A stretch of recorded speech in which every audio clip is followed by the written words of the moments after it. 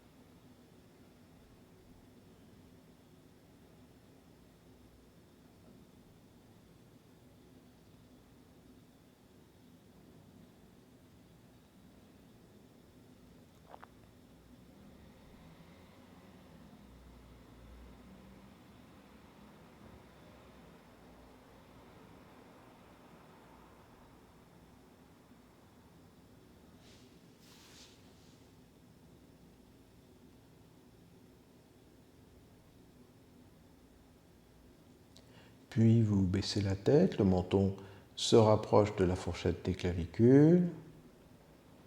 Reposez les mains sur les genoux et relevez doucement le visage. Et enfin, vous ouvrez les yeux. Bien, nous allons commencer par Tadasana, qui est une posture d'ancrage au sol, mais aussi une posture d'équilibre. Donc, pour ce faire, on commence déjà par le sol. Une posture de yoga commence toujours par son assise au sol, par sa vérification, et tous les points d'alignement vont se faire à partir de ces points. Donc, les bords internes des pieds sont en contact, les orteils ont été soulevés, vous les reposez au sol, puis on s'occupe des genoux, vous remontez les rotules sans pousser les genoux vers l'arrière. Enfin, le bassin. Vous allez rentrer le coccyx dans le bassin. Éventuellement, vous pouvez vous pencher légèrement en avant, puis vous arrondissez le bas du dos pour rentrer le coccyx, et enfin, vous redressez le buste en gardant le coccyx à l'intérieur. Vous allez sentir une traction à l'intérieur du bassin. Ce sont les muscles psoas que vous commencez à engager, à les étirer petit à petit. Ensuite, deuxième étage, les épaules. Vous tournez les paumes de main vers l'extérieur, les pouces en arrière pour bien ouvrir les épaules, vous éloignez les épaules des oreilles, bien sûr, vous ne poussez pas les basses côtes en avant, vous ne creusez pas le bas du dos.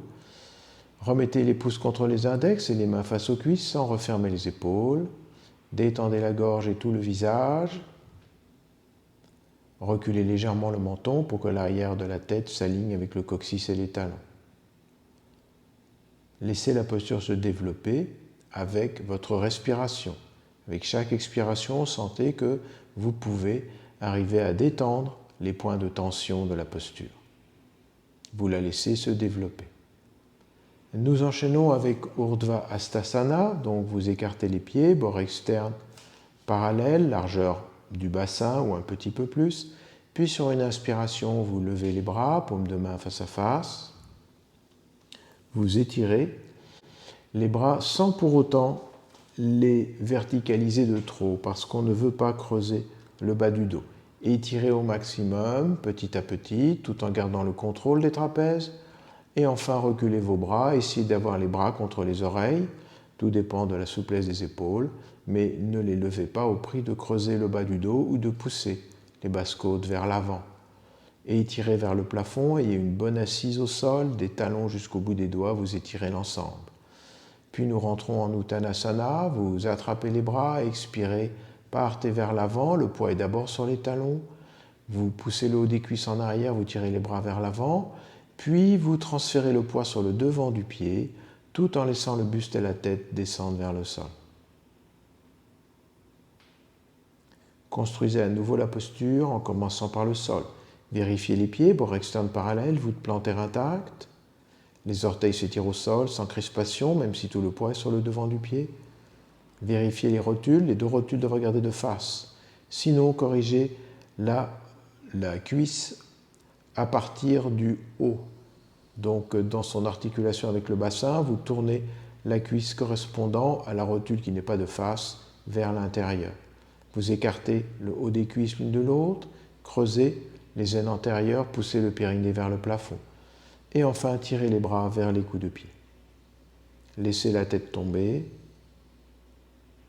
Avec chaque expiration, vous essayez d'accéder à plus de détente. La traction des bras vers les coups de pied accompagne cette détente.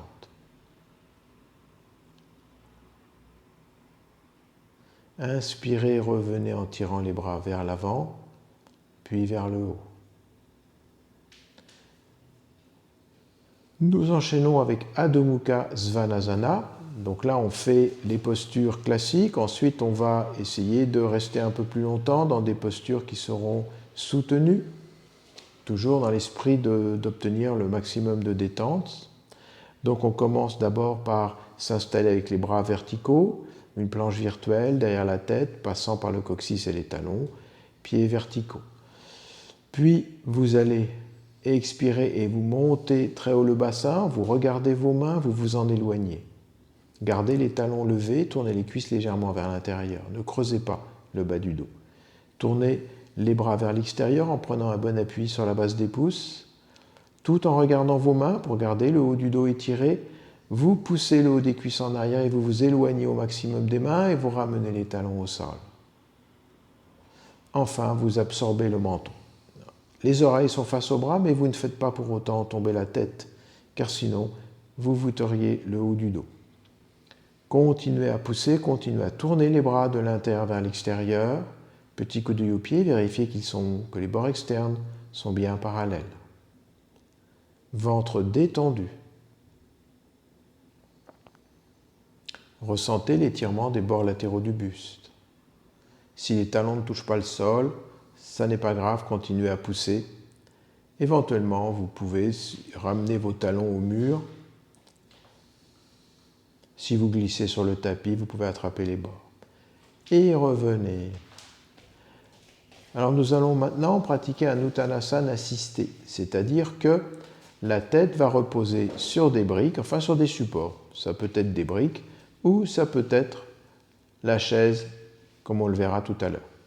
Donc on va commencer par les briques, donc vérifiez la hauteur qui vous permet d'avoir le sommet de la tête dessus, c'est-à-dire vraiment là où il y avait la fontanelle, vraiment le sommet du crâne. À vous de choisir la hauteur et vous essayerez quand même de rester un certain temps dans cette posture.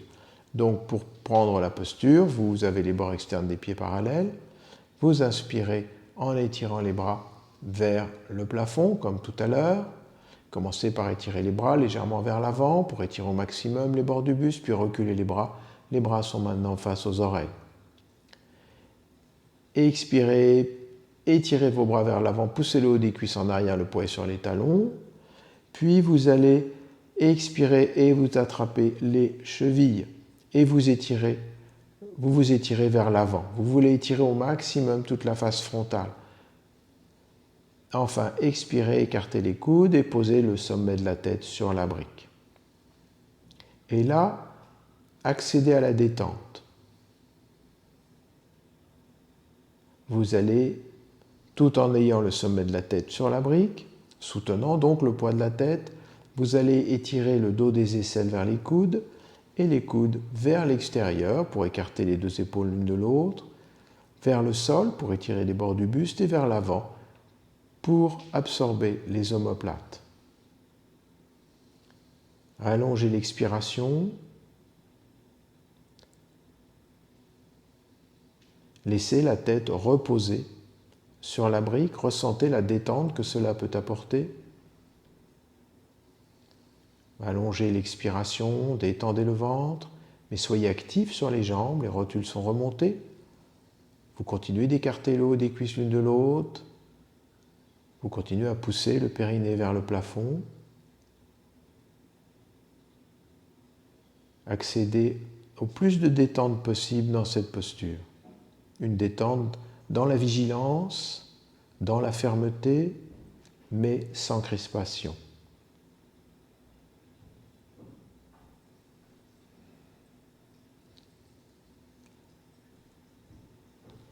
Et inspirez, revenez. Étirez les bras vers le plafond. Alors en attendant de passer à Adho Mukha, un petit aparté pour vous montrer ce que vous pouvez faire si la brique ne fonctionne pas. L'avantage de la vidéo sur le direct, c'est que si vous étiez dans ce cas-là, vous pouvez toujours repasser la vidéo pour travailler sur chaise. Donc, on va faire la même chose, mais vous voyez, le front va être supporté sur la chaise. Donc, vous pourrez accéder à la détente, même si la souplesse de votre corps ne vous permet pas de poser tranquillement la tête sur la brique. Le yoga n'étant pas une compétition de contorsion, il est bon de connaître son corps et de savoir de quel matériel il a besoin pour pouvoir avoir les mêmes bénéfices posturaux, quelle que soit l'anatomie. Bien, revenons. Maintenant, on pratique Adho Mukha Svanasana, là encore, avec un support. L'idée, vous voyez, c'est toujours de pouvoir peaufiner la posture en augmentant la détente, donc en restant plus longtemps également. Donc là, il faut bien viser, encore une fois, il faut que les briques soient bien placées, qu'elles arrivent entre les sourcils. Notez l'orientation des briques, elles doivent être parallèles au tapis, elles ne doivent pas être dans le sens de la largeur. Après, à vous de voir si vous avez besoin de deux briques, une brique à plat, une brique sur la tranche, une brique verticale. C'est vous qui voyez, peaufinez l'ensemble. Donc vous pratiquez Adho Mukha Svanasana tout à fait classique. Vous levez les talons, vous regardez les mains, vous tournez les épaules vers l'extérieur en prenant appui sur la base des pouces. Et sur une expiration, vous poussez vos talons au sol en tournant légèrement les cuisses vers l'intérieur pour que les bords externes des pieds restent parallèles et vous posez le front sur la brique. Là, c'est important de bien comprendre que c'est le front qui doit reposer sur la brique. Exactement la partie entre les deux yeux. Si votre nez touche la brique, alors avancez la brique. Détendez-vous dans la posture. Vous verrez que petit à petit, il se peut que votre corps se relâche de telle sorte que vous aurez l'impression d'être trop haut. En ce cas-là, il suffit de mettre la brique à plat ou de descendre d'un étage si vous aviez deux briques. Étirez à fond les bords latéraux du buste, poussez le haut des cuisses en arrière. Cette façon de faire Adho Mukha Svanasana est également très recommandée pour des personnes qui auraient tendance à avoir une légère kyphose. Si le haut du dos est arrondi, alors c'est un très bon travail car le haut du dos dans cette posture est beaucoup plus étiré que lorsqu'il n'y a pas de support sous le front. Pour le reste, la posture est identique. On tourne les épaules, on étire les bords du buste et on essaye de rentrer dans le moule en quelque sorte que vous propose la brique. On a une posture qui se perfectionne grâce à ça. Tout ce qu'on a à faire dans cet échafaudage, c'est d'y installer le plus de détente possible. Et bien sûr, on y arrive grâce à la respiration. Le bon alignement est un préambule nécessaire au développement de la posture, et c'est la respiration qui permettra à celle-ci de se développer. L'un n'est rien sans l'autre. Et revenez. Nous allons maintenant pratiquer des triangles sur chaise. L'intérêt de ces triangles sur chaise, c'est que ça va permettre d'ouvrir le corps. C'est important pour le pranayama, le corps devant offrir le moins de résistance possible au souffle, mais il ne faut pas non plus que l'on se retrouve avec des postures qui fatiguent. Donc on va travailler tout d'abord Utthita Trikonasana. Donc quand on est près d'un support, on ne saute jamais. Donc vous prenez l'écart qui vous convient, soyez près d'un mur de façon à pouvoir y placer le talon. Bon, si vous n'avez pas de mur, vous vous en passerez, mais sinon, c'est un plus.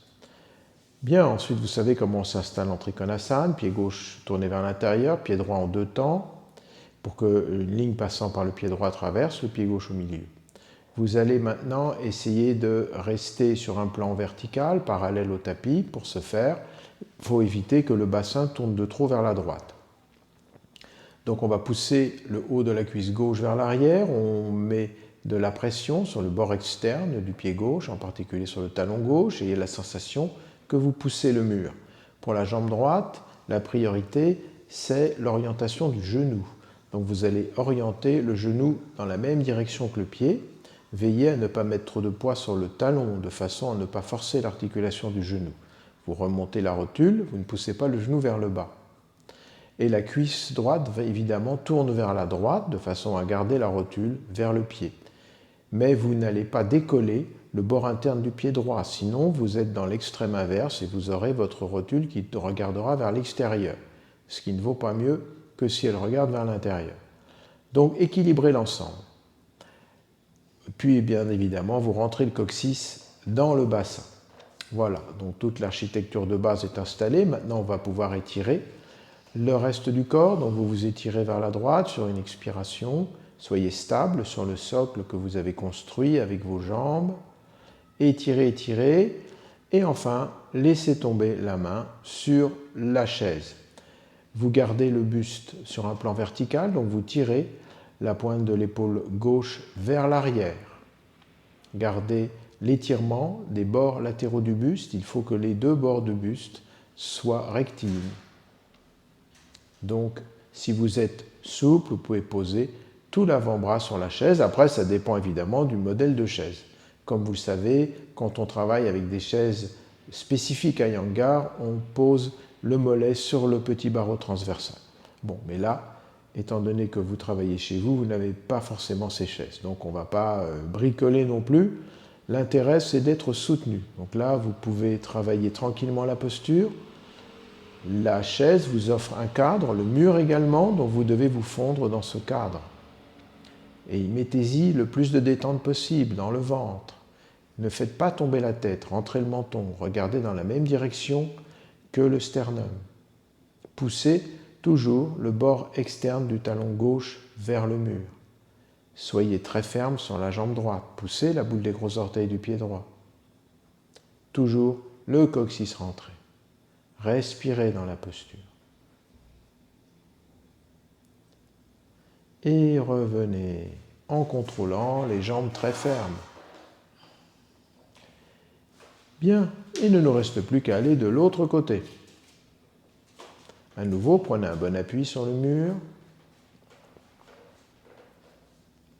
Prenez l'écart maximum, toujours, grâce auquel vous pourrez tout de même bien contrôler l'ensemble des points, les chevilles, les genoux, le bassin. Donc vous allez bien pousser le bord externe du pied droit, la boule des gros orteils du pied gauche, tournez la cuisse gauche vers l'arrière, la rotule regardant de face, rentrez votre coccyx, étirez le bras gauche, pointe de l'épaule droite en arrière, et commencez sur une expiration à vous étirer vers la droite, tout en poussant le bord externe du pied droit au sol, vous étirez le bras gauche le plus loin possible, et vous laissez la main se poser sur le dossier. Faites comme si vous vouliez tourner la poitrine vers le plafond. Étirez bien tout le flanc gauche Gardez la rotule gauche remontée. Rajoutez du poids sur le devant du pied gauche pour ne pas vous retrouver entièrement sur le talon, donc pour ne pas forcer l'articulation du genou. Si vous êtes assez souple, posez tout l'avant-bras, à vous de voir en fonction de votre souplesse et du matériel. Maintenant que vous êtes installé dans ce cadre, vous allez y mettre de la détente. Détendez le ventre, suivez le trajet de votre respiration qui monte jusqu'à la fourchette des clavicules, qui descend jusqu'aux aines.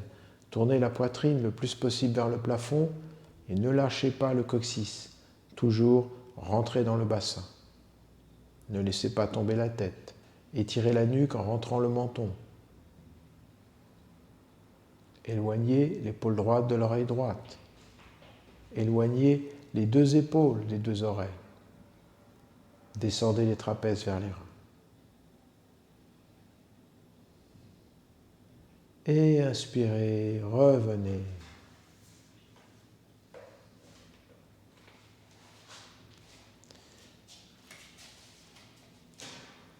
Alors nous allons poursuivre avec l'autre, avec la posture de l'angle étiré qui succède souvent à la posture du triangle, la Utthita Trikonasana, c'est la posture du triangle qu'on vient de faire.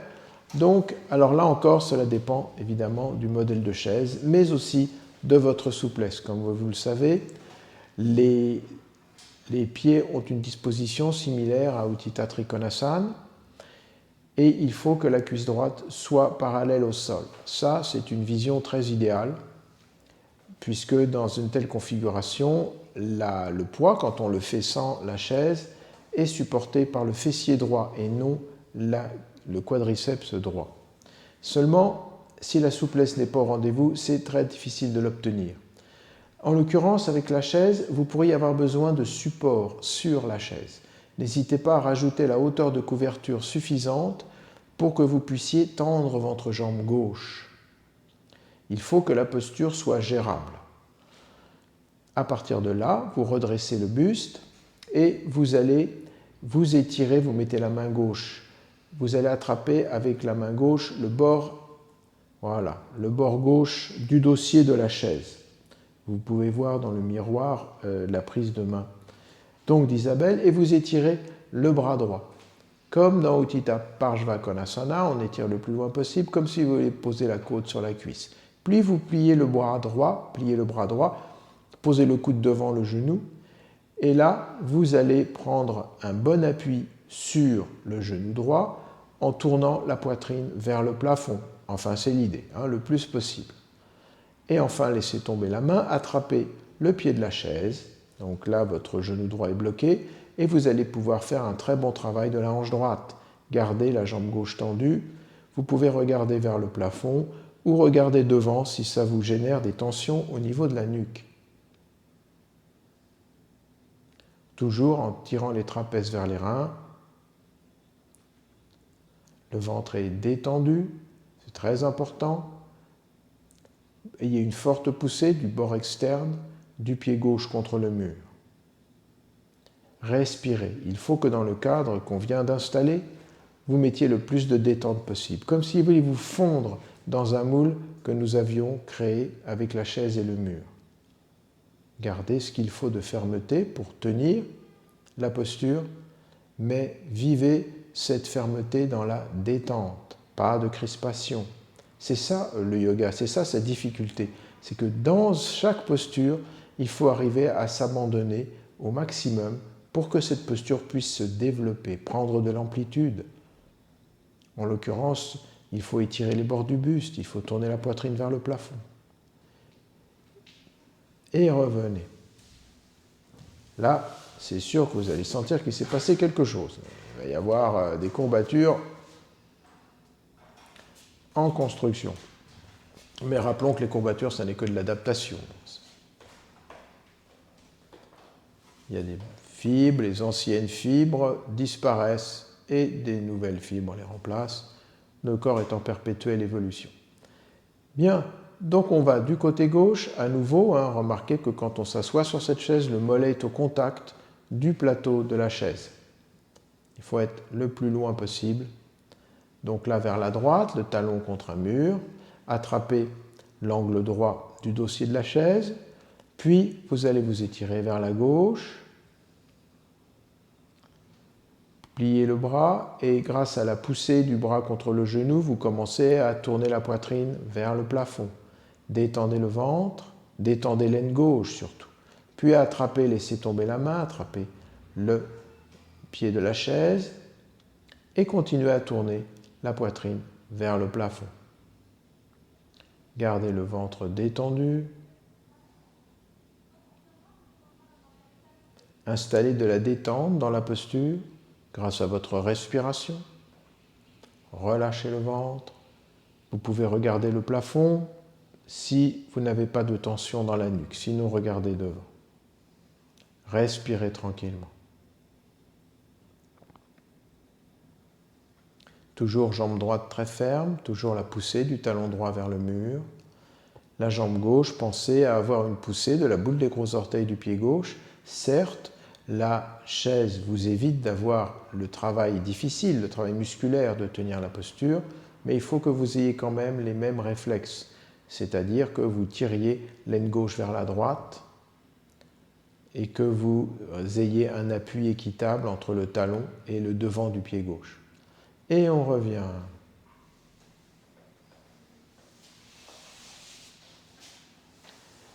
Alors, nous allons terminer cette séance de chaise avec peut-être une torsion. Ma foi, Bharavajasana, je sais que c'est une torsion qui est très relaxante avant que nous commencions à aborder des postures allongées. Donc, on s'assoit sur la chaise, on se met au fond de la chaise avec la brique entre les genoux, les pieds sont parallèles. Cette posture donc est Bharavajasana, qu'on a l'habitude de faire en posture assise. Et là, c'est sa version chaise. Donc, on va attraper les deux angles de la chaise. On va étirer les bords du buste, bien sûr sans creuser le bas du dos. Et on va, en expirant, tourner le buste vers la droite. On va faire attention aux deux épaules. L'épaule droite en particulier a tendance à remonter vers l'oreille droite. Donc descendez équitablement vos deux épaules et faites attention à vos genoux. Il ne faut pas que le bassin soit entraîné dans la torsion. Le bassin doit rester fixe.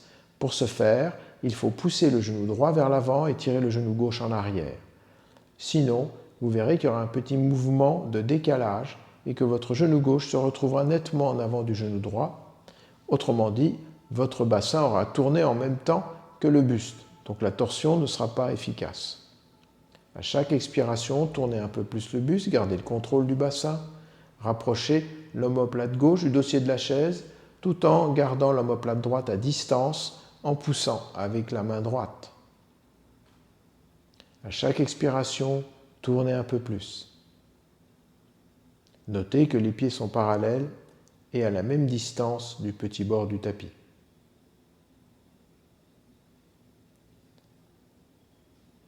Revenez et nous changeons de côté.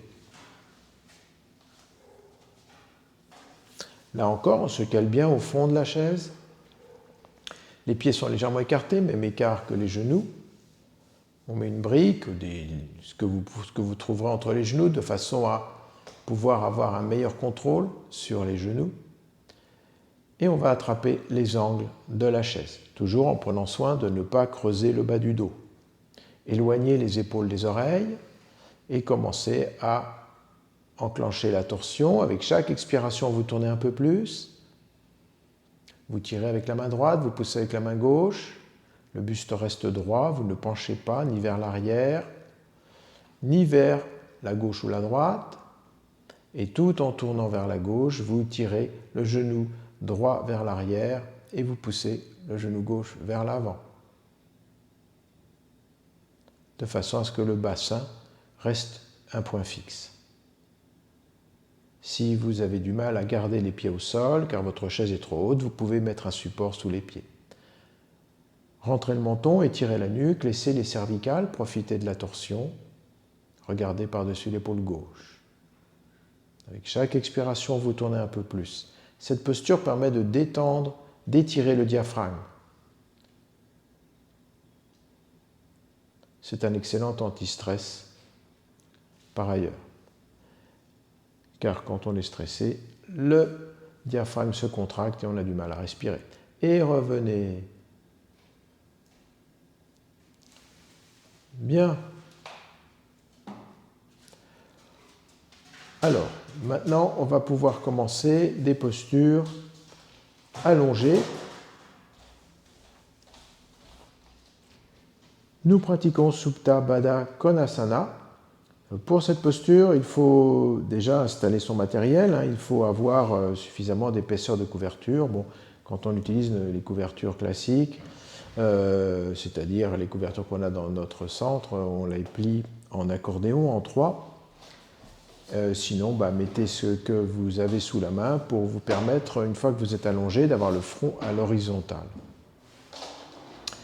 Ensuite, voilà, mais il faut le prendre dans la largeur. Alors ensuite, on va s'asseoir sur le support, vous trouvez un clochon, ce qui vous arrange, et on va enfiler la sangle. Donc comme vous le voyez, la sangle va descendre derrière le bassin, et là, on va placer les plantes de pied face à face. Vous connaissez Baddha Konasana, c'est une posture qu'on a l'habitude de faire souvent quand on fait des flexions avant, en ouverture. Les plantes de pied sont face à face et on fait descendre les genoux.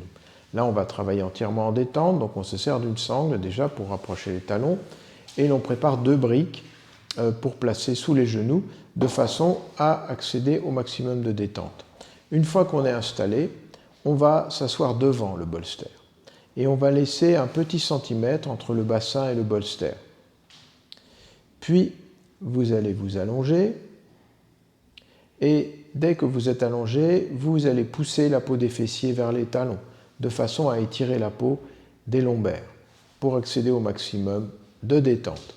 Et vous placez des briques sous les genoux. C'est important que ces briques vous soutiennent, car sinon, vous aurez une tension dans l'intérieur des cuisses. Là, on n'est pas en train d'essayer de faire un travail d'étirement, on veut accéder au maximum de détente, en particulier dans le bas du ventre. Rappelons que c'est une posture que l'on fait faire en cas d'indisposition, notamment quand on fait des inversés, posture sur la tête, etc., que l'on ne doit pas faire si on est indisposé. Là, on remplace ces inversés par cette posture qui amène une très grande détente dans le bas du ventre.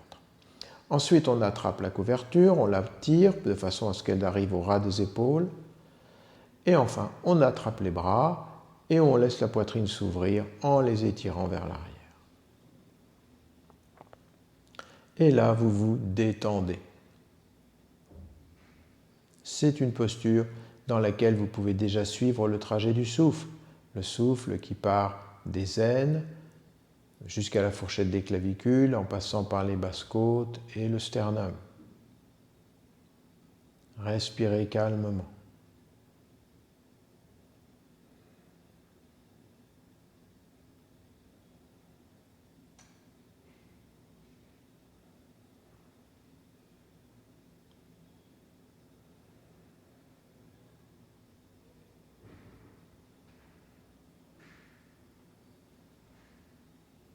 On va rester un petit peu dans cette posture car elle prépare très bien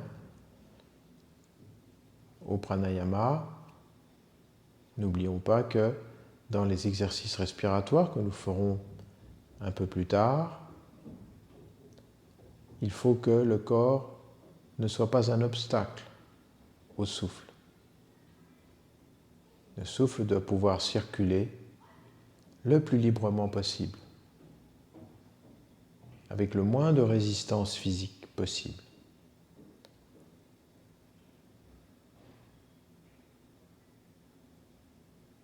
Veillez toujours à avoir le ventre très détendu. Pensez au trajet du souffle. Changez la prise de bras.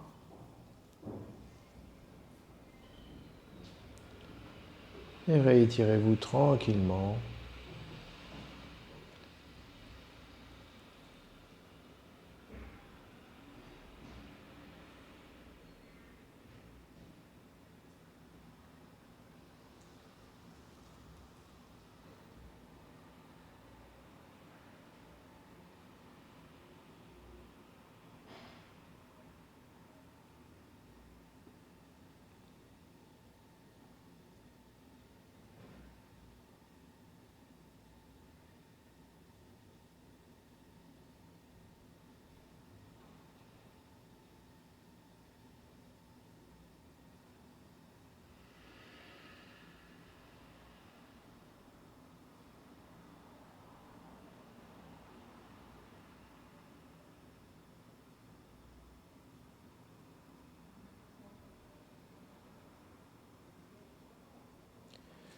pour revenir de cette posture,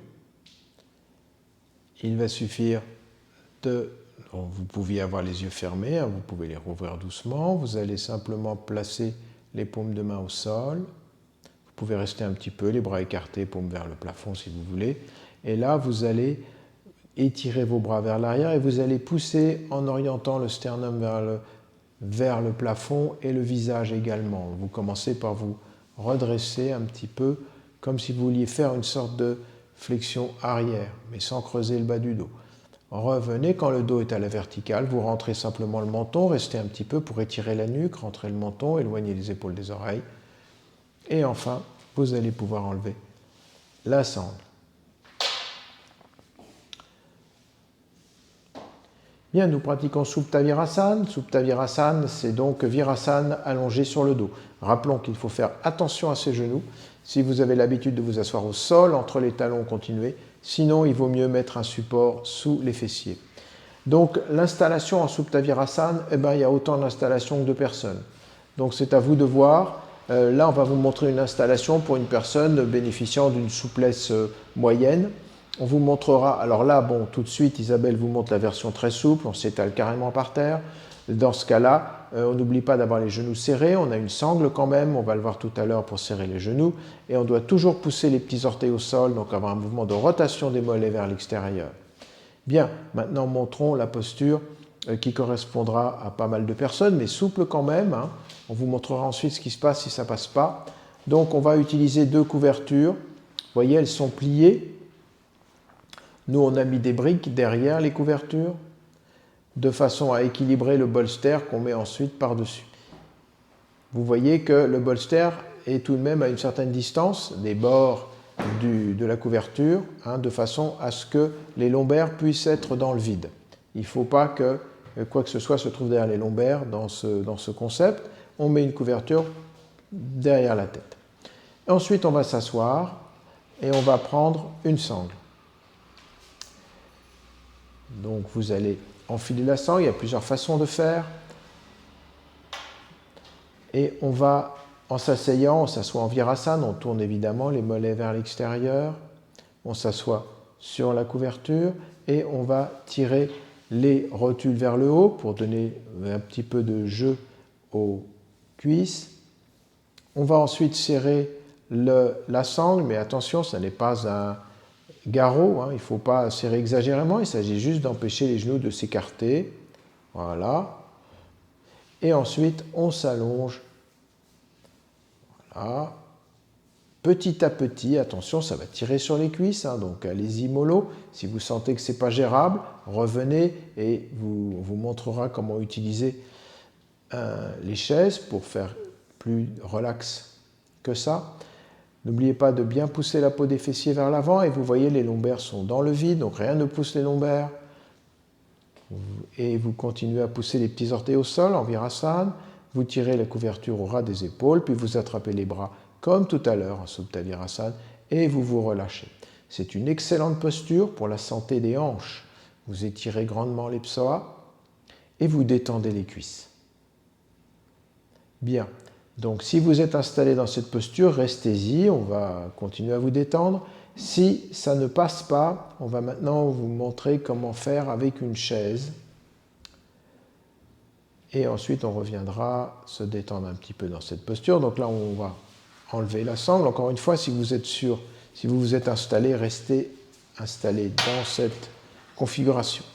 Sinon, on va utiliser deux bolsters et une chaise. Alors évidemment, après, ça dépend du matériel dont vous disposez, mais c'est pour vous montrer l'esprit un petit peu de la prise de posture. On rehausse, par rapport à tout à l'heure, le bassin, mais on garde une sangle autour des cuisses. Et la bolster va être placée sur le dossier de la chaise.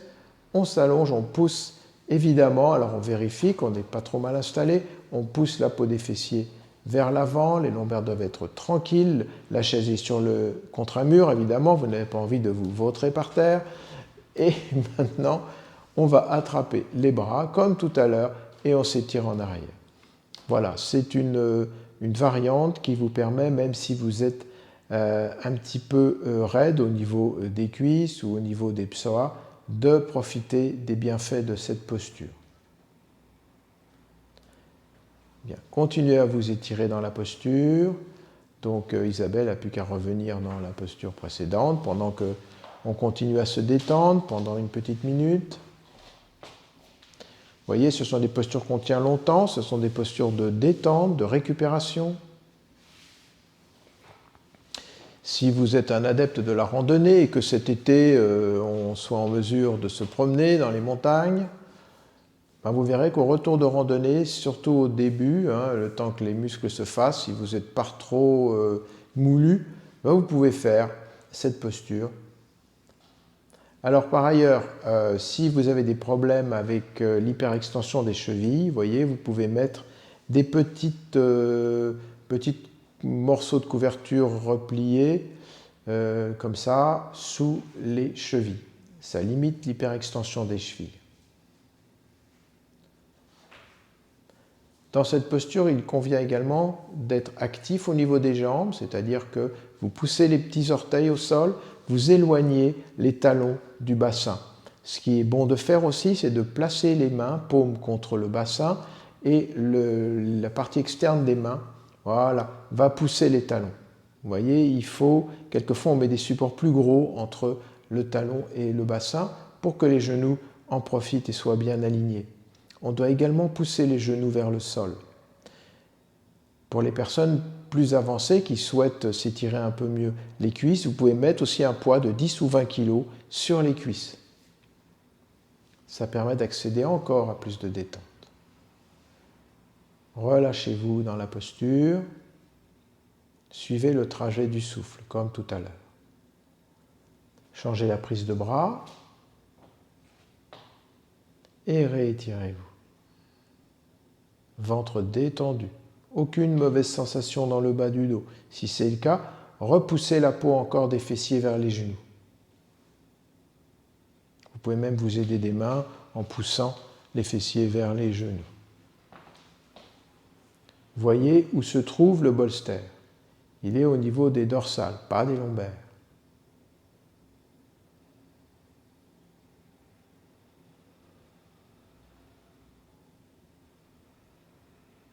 Respirez calmement.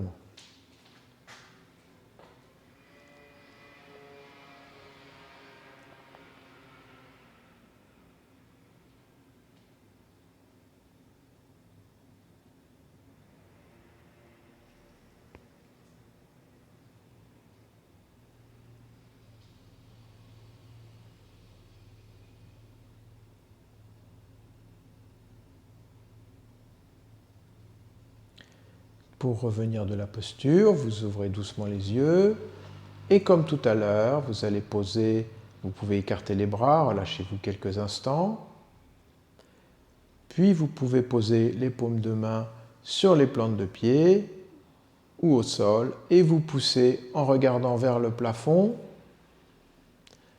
Voilà, vous allez voir, c'est parfois un petit peu difficile, mais voilà. Rentrez le menton, étirez la nuque. Et maintenant, il n'y a plus qu'à enlever la sangle et on va s'étirer vers l'avant.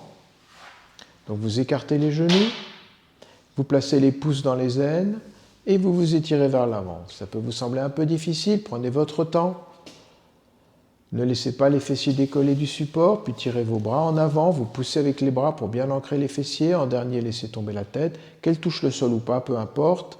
Il ne faut pas que les fessiers décollent des couvertures. Cette posture, vous voyez, nécessite du matériel. Donc, soyez créatifs. Quelquefois, on ne trouve pas du premier coup. Le point important, c'est d'être à l'aise. Il ne faut pas faire cette posture en serrant les dents. Toujours un maximum de confort dans la posture. Donc, essayez d'utiliser le matériel qu'il faut pour pouvoir pratiquer cette posture sereinement. Et maintenant, on retourne les orteils au sol. Et vous allez faire un bel Adho Mukha Svanasana. Les mains théoriquement restent exactement au même endroit et les pieds aussi parce que on est bien placé, mais là, Isabelle a dû reculer car elle n'était plus sur le tapis. Sinon, encore une fois, quand vous vous êtes étiré vers l'avant, ne bougez plus ni les mains ni les pieds car la distance normalement est bonne. Remontez les rotules à fond, poussez les talons vers le sol. Là, c'est un travail qu'on fait surtout pour les genoux. Si vous avez du mal à ramener les talons d'un seul coup, vous pouvez faire des petits mouvements de haut en bas. Vous voyez, vous montez, vous descendez, vous montez, vous descendez, sans atteindre le sol. Et en dernier, vous poussez franchement vos talons vers le sol. Et on revient.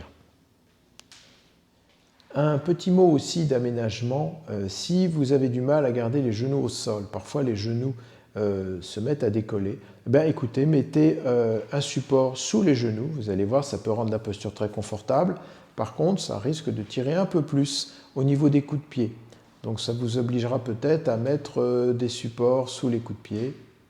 Voilà, c'était une petite remarque d'aménagement possible. Nous pratiquons maintenant Bhramari avec Pratyahara.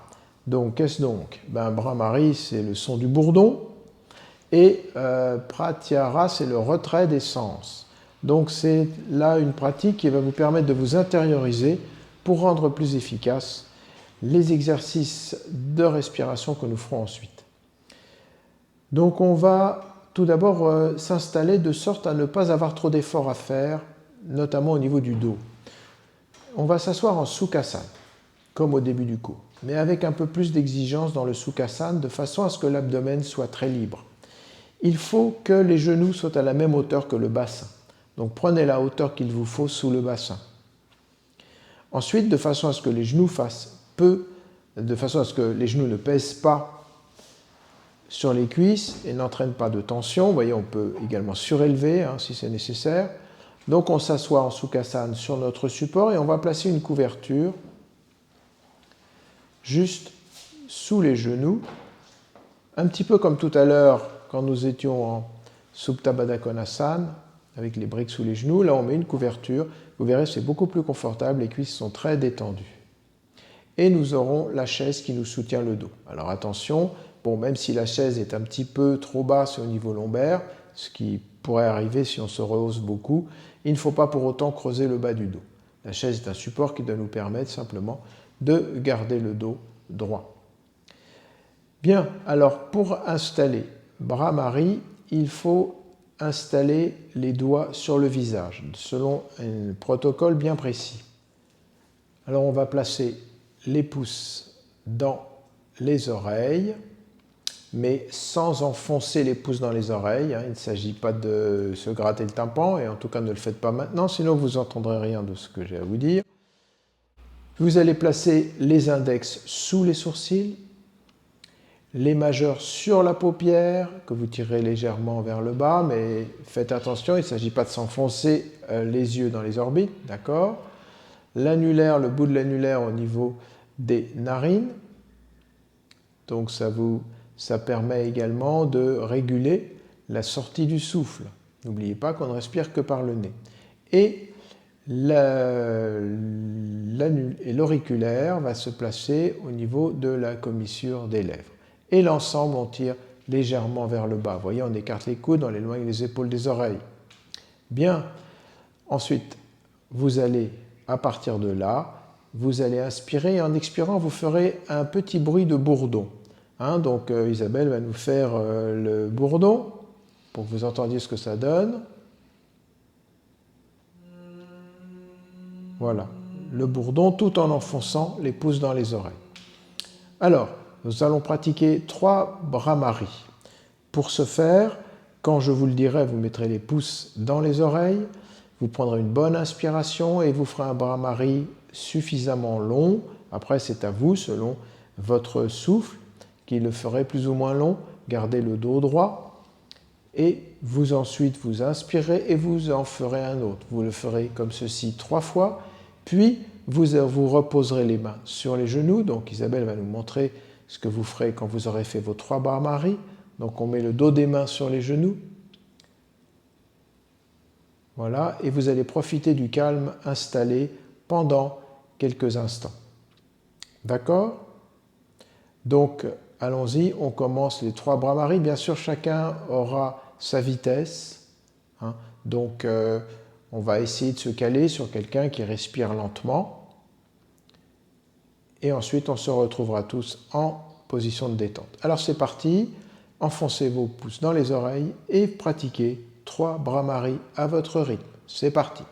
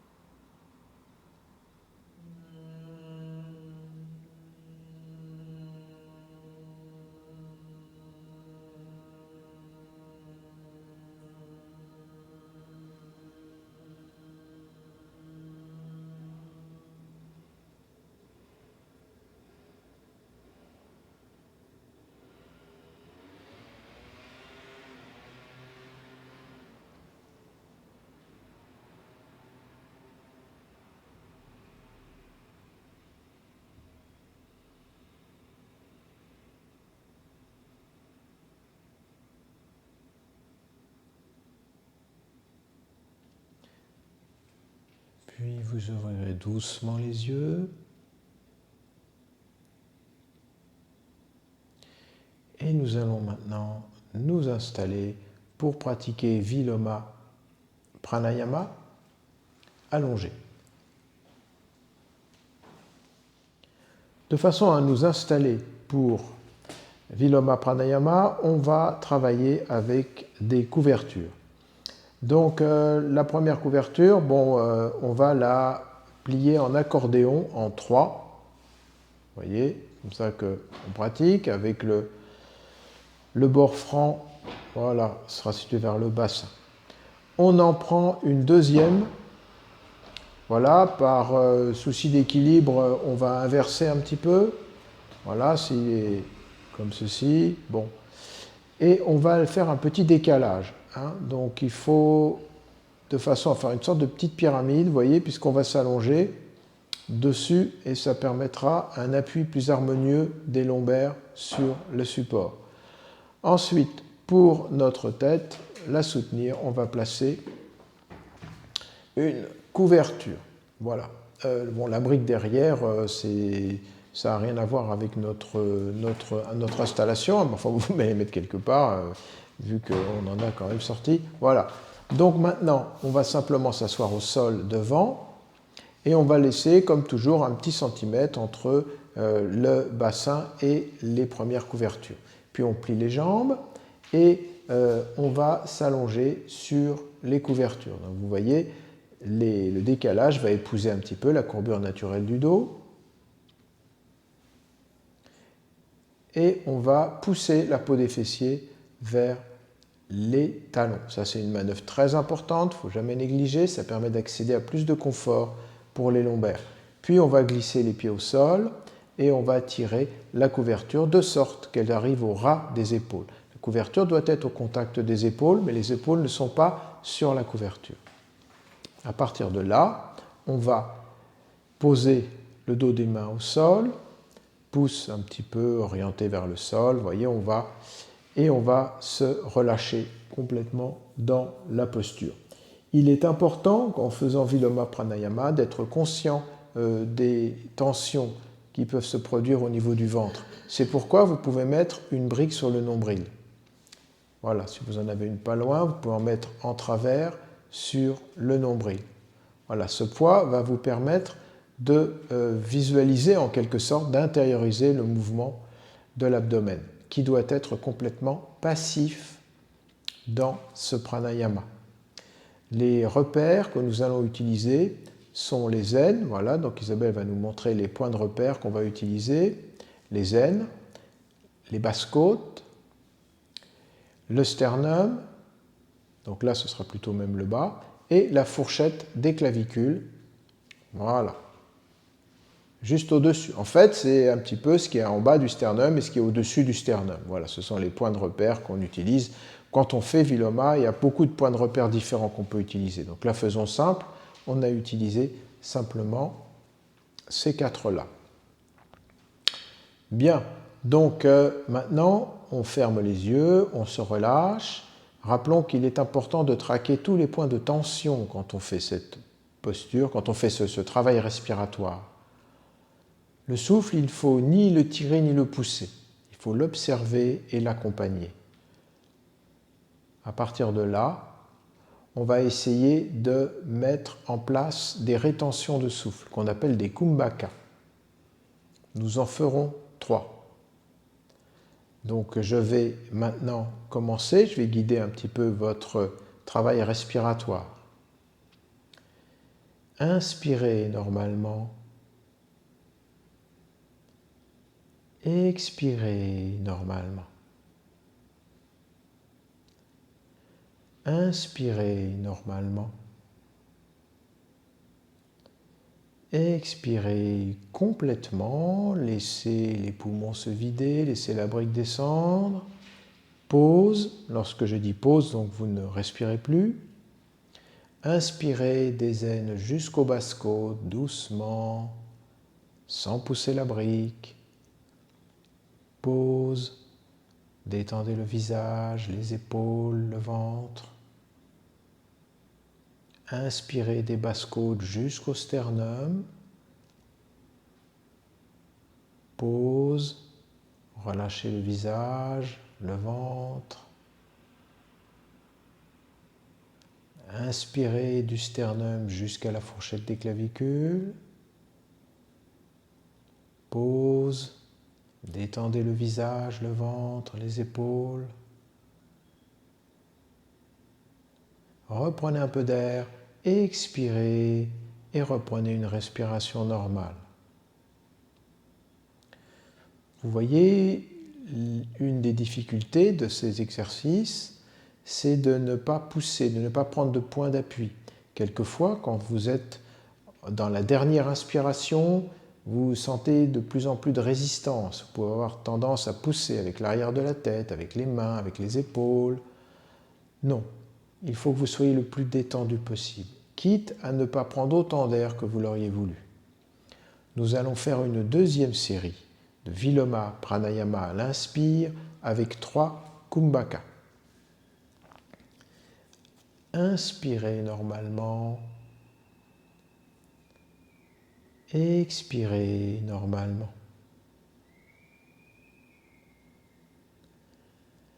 Inspirez normalement.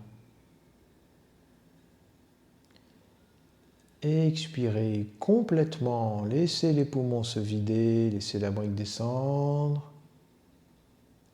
Pause. Inspirez des aines jusqu'aux basses côtes, sans pousser la brique. Laissez les côtes s'écarter, le sternum monter. Pause. Détendez le visage, le ventre, ne poussez pas la brique. Inspirez des basses côtes jusqu'au sternum. Pause, relâchez vos épaules, le visage, la gorge, le ventre. Inspirez du sternum jusqu'à la fourchette des clavicules. Pause. Détendez bien le ventre. Reprenez un peu d'air, expirez et reprenez une respiration normale.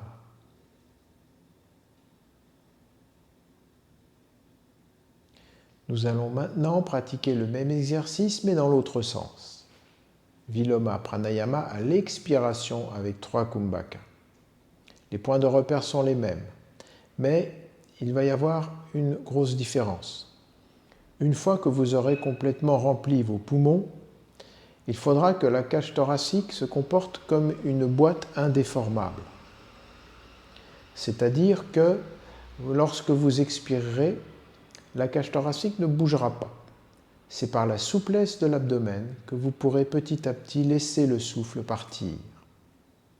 Et ce n'est qu'à la fin, lorsque je dirai expirer l'air qui vous reste, que vous pourrez laisser le sternum descendre, la cage thoracique se refermer. Nous commençons. Inspirez normalement. Expirez normalement. Inspirez complètement, laissez les poumons se remplir, les côtes s'écartent, le sternum monte, ne poussez pas la brique. Pause. Expirez de la fourchette des clavicules jusqu'au sternum. Donc le sternum ne bouge pas, c'est la brique qui descend. Pause. Expirez du sternum jusqu'aux basses-côtes, doucement, progressivement. Pause.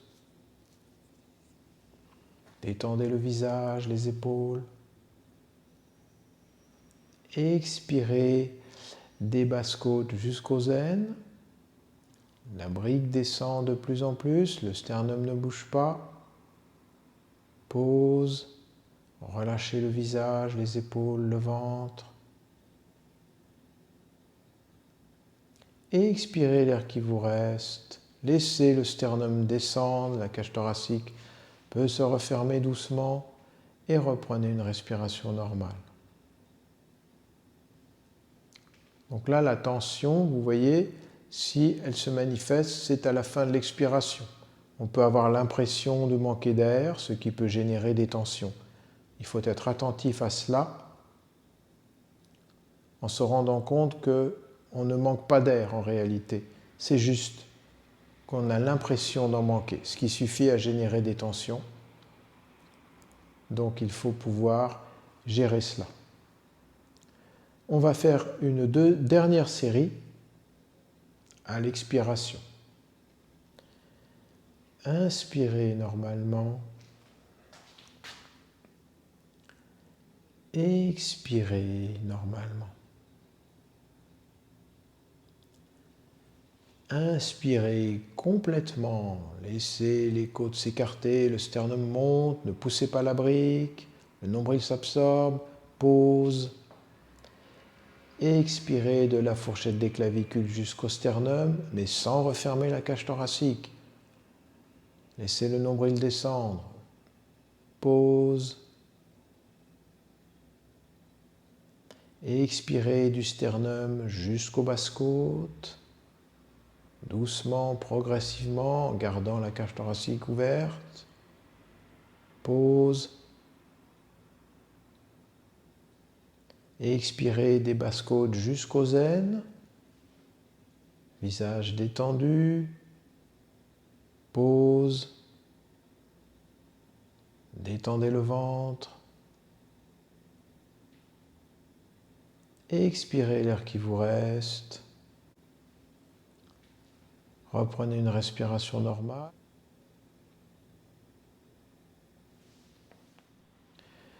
Bien, nous allons maintenant passer à Shavasana. Donc, en vous troublant le moins possible, vous enlevez la brique qu'il y a sur le ventre, que vous avez sur le nombril. Vous allez enlever les couvertures que vous avez derrière le dos pour les placer sur le devant des cuisses. Et vous reprendrez les couvertures pour mettre derrière la tête.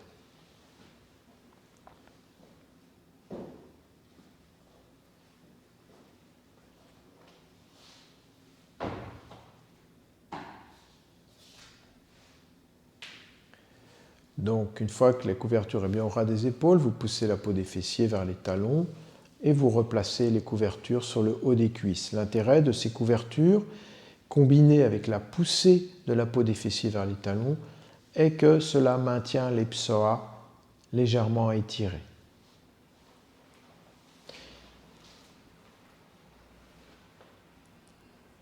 Maintenant, vous fermez les yeux et vous détendez complètement le visage, paume de main sont orientés vers le plafond, bien sûr. Vous avez tiré les trapèzes vers les reins. Lissez la peau du front. Agrandissez l'espace entre les sourcils. Relâchez les joues. Desserrez les mâchoires. Tout le visage se lisse et se détend. Relâchez la gorge. Relâchez vos épaules. Relâchez les bras, les avant-bras, les mains, les doigts. Relâchez le ventre, tous les organes du ventre. Laissez le nombril descendre vers le sol. Relâchez le bassin, tous les organes du bassin. Relâchez les cuisses, les mollets, les pieds, les orteils. Puis vous allez imaginer que vous êtes sur un sol mou et que votre corps de plus en plus lourd s'enfonce dans le sol. Là, si une ou des pensées se présentent à vous, ne les bloquez pas. Laissez-les juste circuler comme des nuages, sans les retenir, sans les analyser. Puis vous allez abandonner tout le corps sur le sol. Abandonnez tout le corps. Tout le corps.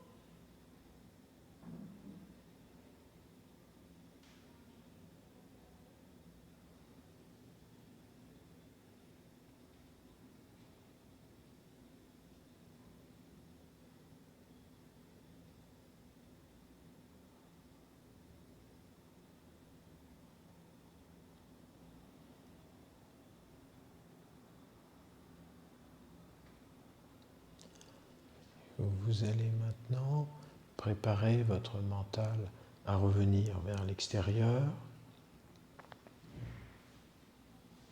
Vous vous souvenez de la pièce, du sol, de votre corps allongé sur le sol.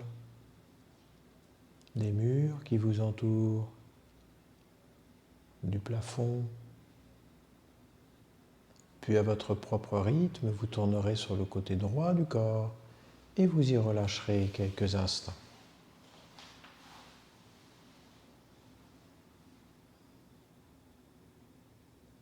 Puis vous pourrez laisser vos yeux s'ouvrir progressivement. Et enfin, en poussant sur la main gauche, vous pourrez revenir vous asseoir.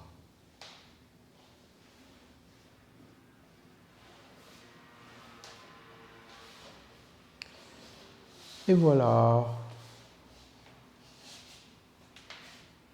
Merci Isabelle pour ces belles démonstrations. Et à bientôt tout le monde.